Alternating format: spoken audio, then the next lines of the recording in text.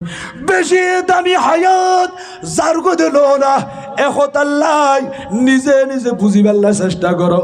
আজি আজি খালিয়া নাই কিন্তু যাইম দাসা আল্লাহর নেককার বান্দা বনিয়ে রে আন নবীর কাটি গোলাম বনিয়ে রে কবর শান্তি আছে। আমার আলা হযরত ইমাম আহলে সুন্নাত ওলিয়া নিয়ামত আজিমুল বারাকাত আজিমুল মারতাবাত পরওয়ানায়ে শামঈ রিসালাত মুজাদ্দিদে দ্বীন ও মিল্লাত হামিয়ে সুন্নাত মাহিয়ে বিদআত আলেমে শরীয়ত পীরে তরিকত বায়েসে খৈর বরকত আল্লামা মাওলানা হাফেজ কারি শাহ ইমাম আহমদ রেজা খান ফাজিল বেরলভী রহমাতুল্লাহি তাআলা আলাইহি কত সুন্দর করে খত দে খাড়ে হে মুনকার নকির সর পর না কোই হামি না কোই আওয়ার। ও দুনিয়ার মানুষ, তোমার যখন কবর শায়িত হো, তোমার যখন কবর মধ্যে শোয়াই দিব, ওই অন্ধকার কবর মধ্যে মুনকার নকির ফেরেশতা আইব দে, তোমার তুমি সওয়াল করিব, প্রশ্ন করিব। যদি নবীর কাঠি গোলাম বনিয়ে রে কবরত গিয়া দিয়াই, এটা তোমার শান্তি আছে? এটা কি আছে রে? তোমার শান্তি আছে?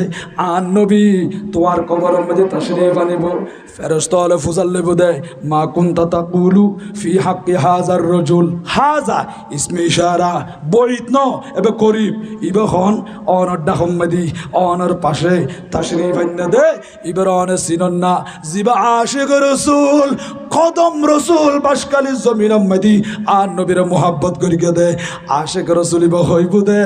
ও ফেরেশতা ইবখন হইতারনি যেই নবীর কথা হলি অন্তর খান্দি উঠু দে, সগর বানি সারে দি খান্দি ইলান দে। ও মুনিব রে, নবী তো সগে ন দেখি কিন্তু কোরআন হাদিস মধ্যে যা দেখিলাম আ দয়াল নবী সারাটি জীবন খাইন্দে দাঁড়া উম্মত আল্লাহ। আর নবী দুনিয়ার জমিনের মধ্যে তাশরীফ আইনে দে মক্কা শরীফত, আর নবী রওজা মুবারক মদিনা শরীফত। ওই মক্কা শরীফের মধ্যে কাফের ওরে তো নির্যাতন করছি, আর নবীর দায়িত্ব ন দে আল্লাহ পাক রব্বুল আলামিন হুকুম করছি। আর নবী হিজরত করিয়ে রে মক্কা মুকাররমা থেকে মদিনা শরীফ মধ্যে তাশরীফ আইনে দে। আর উম্মত আল্লাহর দিকে চাই এখনো পর্যন্ত সোনার মদিনার মধ্যে আরাম করেন।